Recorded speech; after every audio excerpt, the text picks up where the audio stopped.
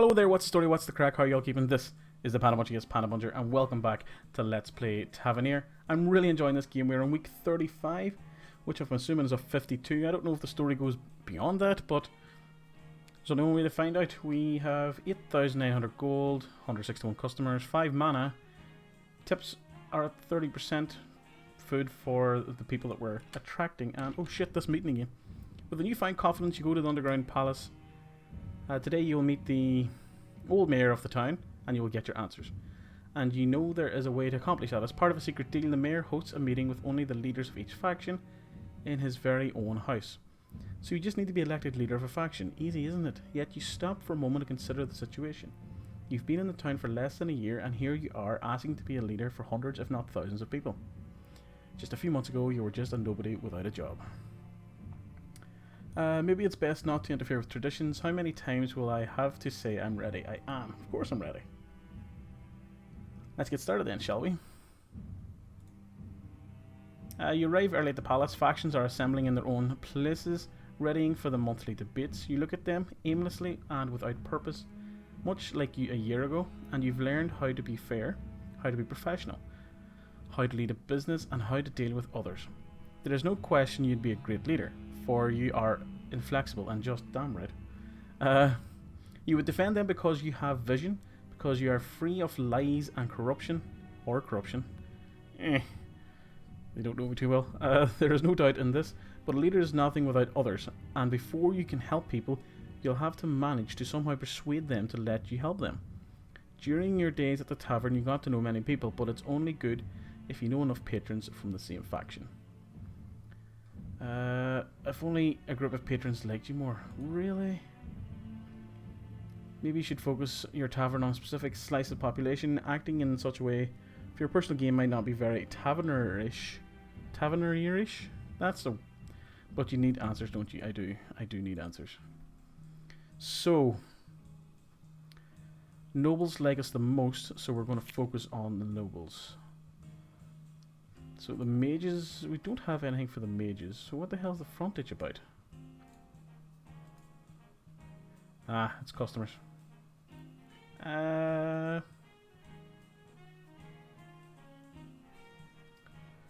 no point having the decorative shield because that is for the guards. So we can get rid of that. Nobles. Let's grab you. So even more nobles every week. And we shall go back to the noble music, which is pretty epic. We're 12,000 gold. There's not really much else I can do. I can maybe grab saffron. Yeah. But where will we fire it? We'll replace the guard stuff. Bring in the saffron. Okay. So we're going all in nobles. Two persons are arguing about whether they should call the place you live in a village or a town. Now that they mention it, you don't leave the place often, almost only once a month. The textness sometimes just puts you off. And you never could decide if you're in a large capital or just a humble village. There are farmers and craftsmen, it must be a village, so folks go up. But nobles, mages and customers go down. Or surely those nobles and mages wouldn't live anywhere else than a big city. And gold goes down. I could skip it for 15 mana, which is all we have. But losing a bit of gold isn't the worst thing in the world, and I would like to save it for an event where we are really being screwed over in terms of the choices we're given. So, you think about it, inside the town must be a great one. So many different characters, so many opportunities. It feels good to be able to see new things, learn about faraway places. And you're at the heart of it, the centre of everything. This is your town, your home. 4,500 gold, that was a lot to lose for making a decision, essentially. Start a new week. One night, while you're sleeping, your dreams are visited by none other than your Uncle Selkin. Hello, my nephew. As you can see, you're not the only one who unlocked the secrets of the Arcana. I came to you in your dreams because I need you to do a very important thing for me. Could you spare some gold? I'm not in the best position right now.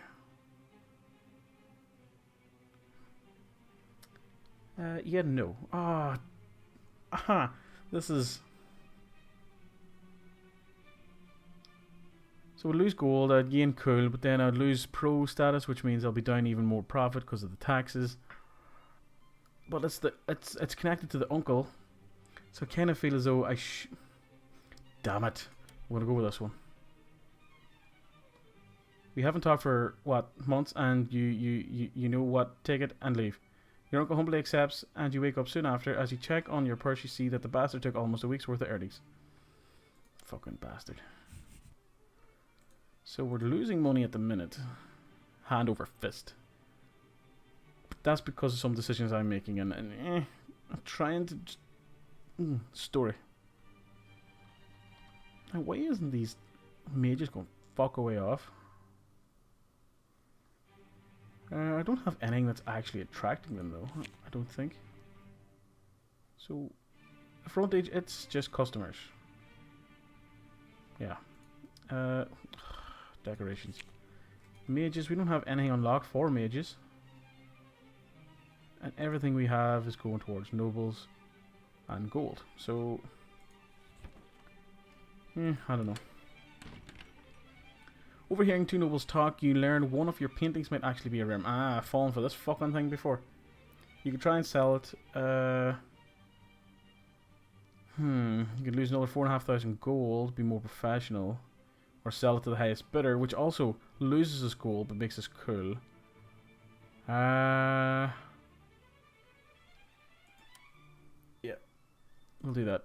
It's actually a fake. Shouldn't have done it, but it's given me more pro, which I think in the long run will help. But Jesus, I hope events start going my way soon. With a newfound confidence, yeah, we know this one. How many times I said I am ready? Let's get started, shall we? Yep. And we still don't have anybody that likes us enough.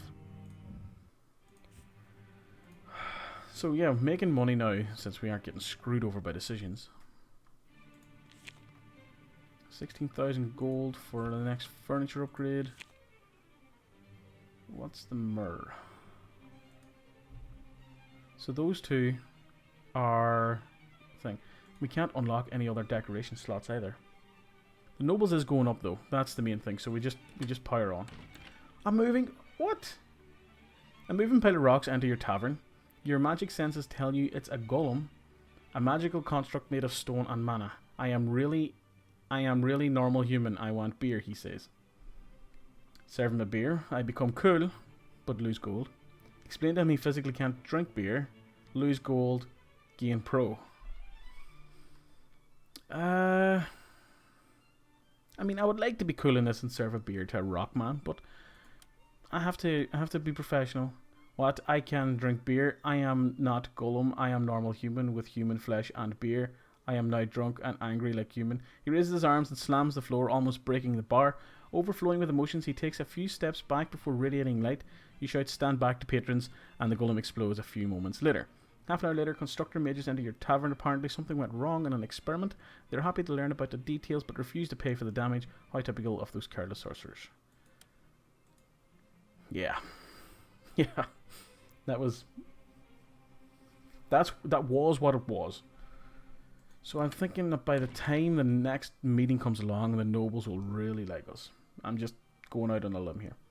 War has struck the neighbouring kingdom. While it hasn't reached yours yet, the fallout surely did, and now you have a handful of refugees asking for shelter all over the city, including your tavern. Now I can try to help them as best I can, lose a shit ton of gold and customers, but really good. Oh no, skip for 15 minutes. Definitely skipping the mana. And we could upgrade the number of customers now. But in case something happens with the next monthly meeting, I want to have a shit ton of gold there in case I have to bribe or do different bits and pieces. Rumours spread like wildfire about a sword made of stone and set in steel. Adventurers from all over the country are coming to try and pull it out, with little success so far. You decide to hijack the hype and twist the rumour a little. How am I going to twist it? Only authentic blue bloods can pull it out. Is blue bloods, I'm assuming, people who can deal with mana and all that kind of stuff. So the mages and tipping go down, but the wanderers and nobles go up. Only the mighty can pull it out, so nobles and customers down, wanderers, mages up. Only locals can pull it out. Lose a bit of gold. Since we're only losing gold with this one, I'm going to go with only the locals can pull it out. Because it screws over the wanderers yet again, and I don't like the wanderers. Number of venturers are none too pleased to learn they can't even try, and it affects your turnover negatively. Oh well, nothing ventured, etc. So, we keep taking massive hits. It's ridiculous. Just want to get to the next. There we go. Do you find confidence? We know all about this. I am ready to learn what the fuck is going on in this town. Yes. Yes.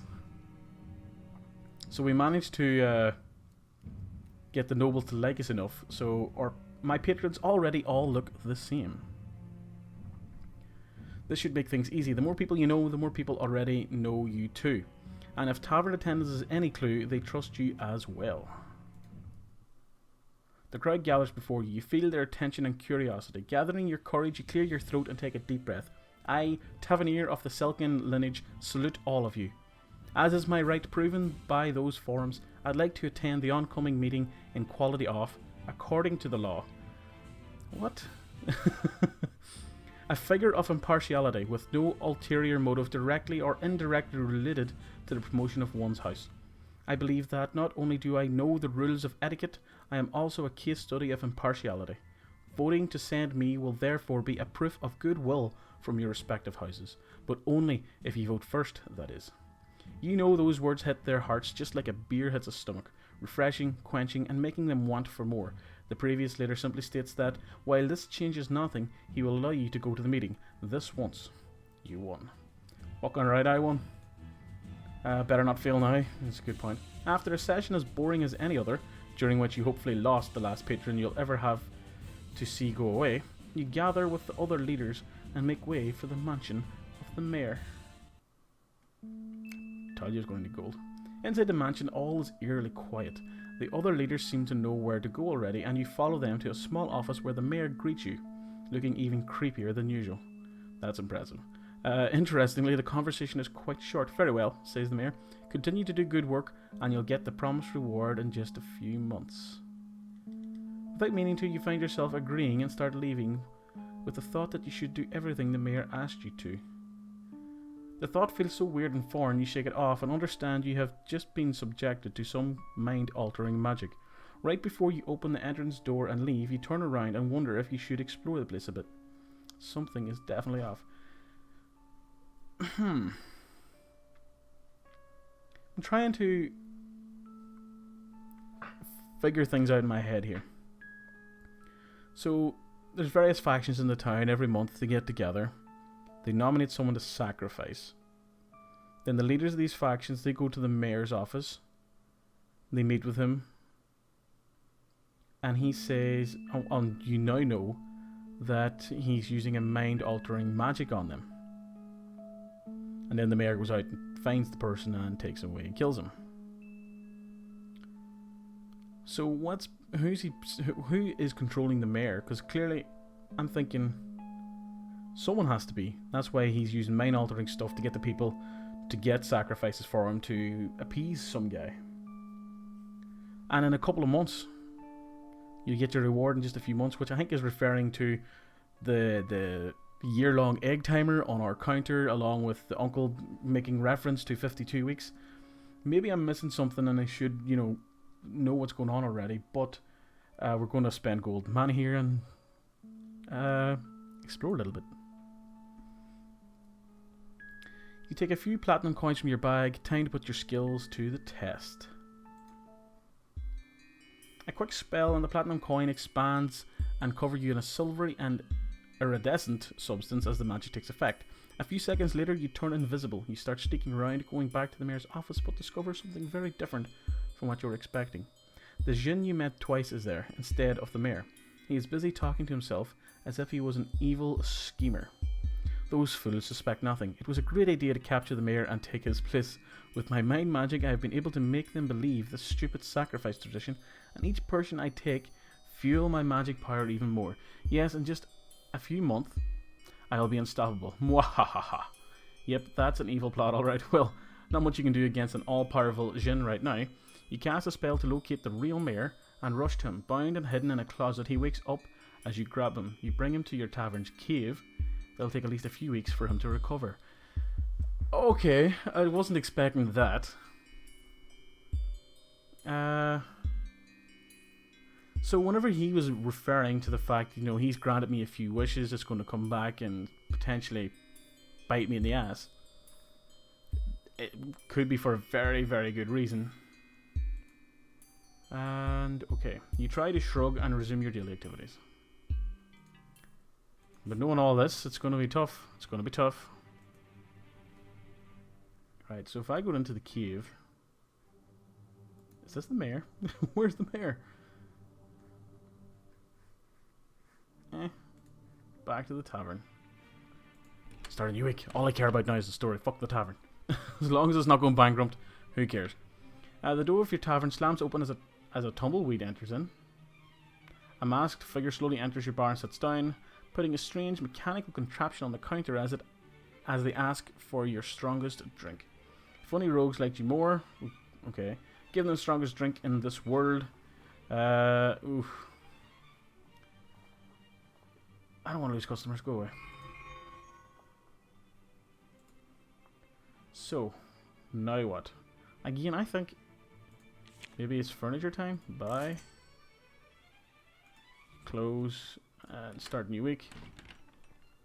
We're on week 46, by the way. That's not long left. This week's event comes in the form of a mage with an unusual offer. Be more attractive in just a few days, claims his potions. While being more attractive sounds useful to bring more patrons, he really sounds like a charlatan. So don't buy anything, it's just useless water bottles, so lose customers. Don't buy anything, there is no proof of any of these works, so lose customers but become more professional. Lose customers, lose gold. But buy it, who cares, it's cheap, just have him go away. Yeah. Because I want to keep my mana, just in case something comes up that I need to use my magical powers. Not even listening to him, you just give him some gold, blah blah blah, so we sort of know what's going on there. And week 47. Recent trend has young people prank taverns by nailing rotten fish to the door, forcing taverniers to deal with the stench. Bear bars barring my bar, absolutely barbaric. I have no time for games. There we go. Managing a tavern is hard work, not a game. And you chase off those annoying kids. Now back to the numbers and balancing the books. So, ooh, nice, lot of profit. Lot of profit. See, nobles love me. Didn't think it was possible to get 100% nobles, but next week we will have 100%. We are all about the nobles. You see the mayor, or rather the fake mayor, entering your tavern. He goes to someone, takes him, and leaves without another word. This has got to stop.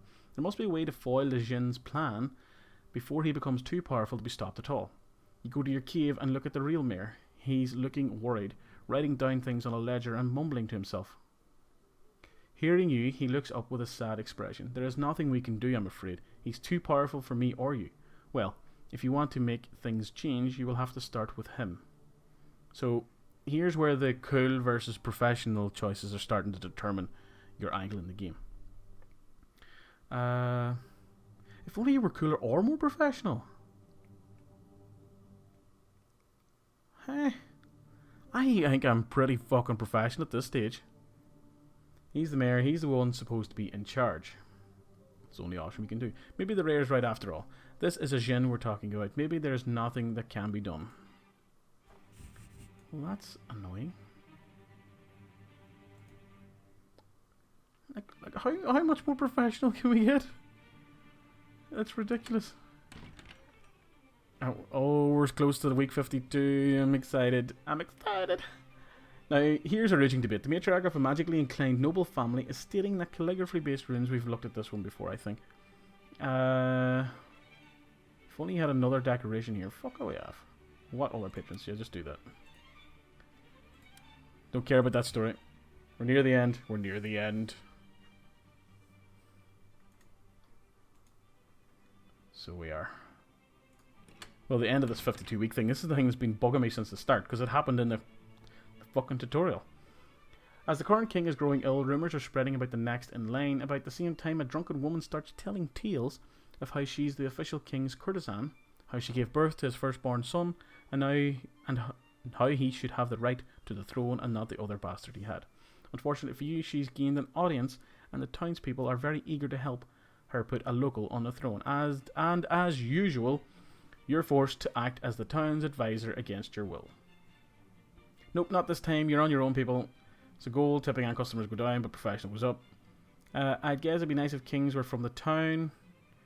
I don't know. It sounds like he's a textbook bastard child. Take this one. People are really taken aback by that answer and find themselves forced to discuss things instead of blindly heeding your words for what appears to be the first time in their lives. How did they live before you came here? Regardless, it had an overall quite negative impact on your tavern. Fair enough, but again, I can deal with it.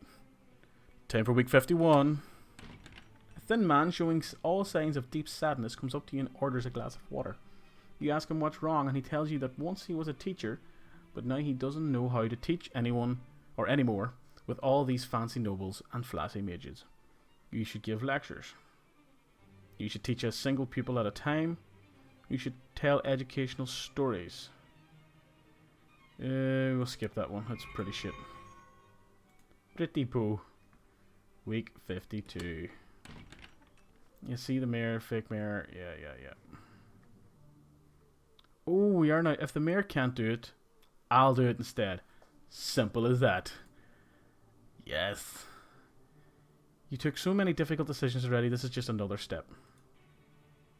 As you talk to the mayor, you realize he must be affected by a spell from the Jinn, probably to stop him from rebelling if he were to escape. You wish you had more time to do things the right way, but you don't. You just look at the mayor and say, "You're wrong, I am right. I never lie about such things, and you just know it. Stop being selfish and believing easy lies such as, we can't do anything, we need to act." I'll have to work on gathering more people. As a matter of fact, I do have an army. I am the leader of a faction. So let's go with that. Not really an army per se, of course, but it'll do. It has to. Okay, which army are you talking about exactly? Nobles. They show off a lot. They aren't the best soldiers around, but they are brave. Brave enough to face the Jinn and inspire their guards to do the same. It is their duty to help us, isn't it? Are you sure that's going to be enough against the guards? Yeah, I'm sure of it. But there is at least one problem to deal with. Yeah, the Jinn himself. It's not going to be easy to kill a being like this one. Any ideas? Now did you mention it? That's where I really make a difference, actually. I have managed to buy a very expensive poison designed by a Jinn Slayer Wanderer. I only have one dose, but I plan on giving soldiers special knives with my sorcerer's mark on them. If they manage to reach the Jinn, I will only have to magically channel a poison and the Jinn will be defeated. Any of the soldiers with the knives will be enough to defeat him. You truly have the resources for that kind of operation? Even if you have the 25 mana shards, it will still cost 5,000 gold. Believe you me, mate, gold is no fucking issue. It won't be a simple task for a simple human, just as yourself, but sometimes the reward is worth the work. Preparations last during the whole evening and several days after, meeting people, brokering deals with guilds and factions you weren't even aware of, making sure everyone is on the same page and looking confident to those unsure of your victory. Finally, after almost a complete week, the mayor closes his ledger and simply says, "We are ready." I'll be leading the troops as a mayor should, but the truth is that I wouldn't have made it without you. Thanks, Tavernier. You may have just saved our city and maybe even more. Let's meet tomorrow around a cold beer to talk about the future. He leaves and you hear the cheers of everyone outside the tavern. This will be a rough fight and you aren't trained for battles. This is in their hands now.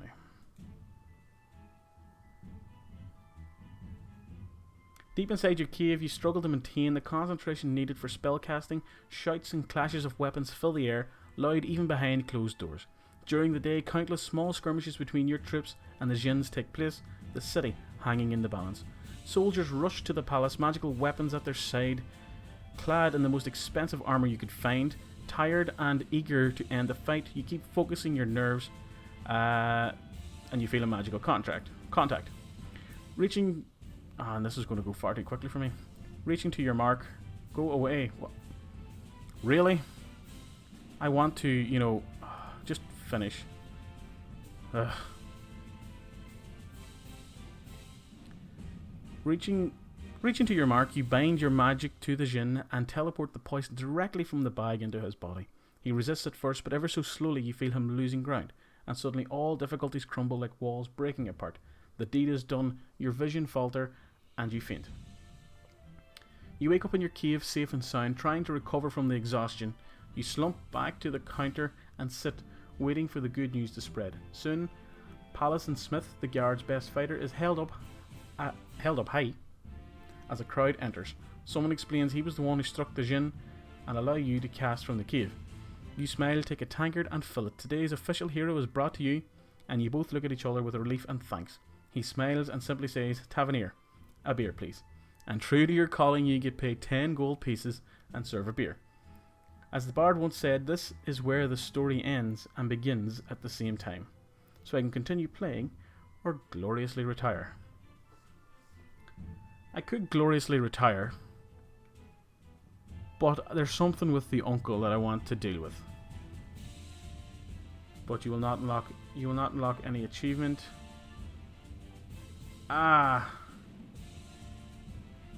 So if I click this, I must, get an achievement for gloriously retiring. But this game has some replayability. So let's continue playing. I can get that achievement at another time. Thanks for playing. Okay, fair enough. I want just one more week. During a typical day, a noble comes to you looking for guidance. He is blah blah blah. Advise him not to take her. I don't care. I want to see what happens after week 52. Nothing. Oh, what a dick move.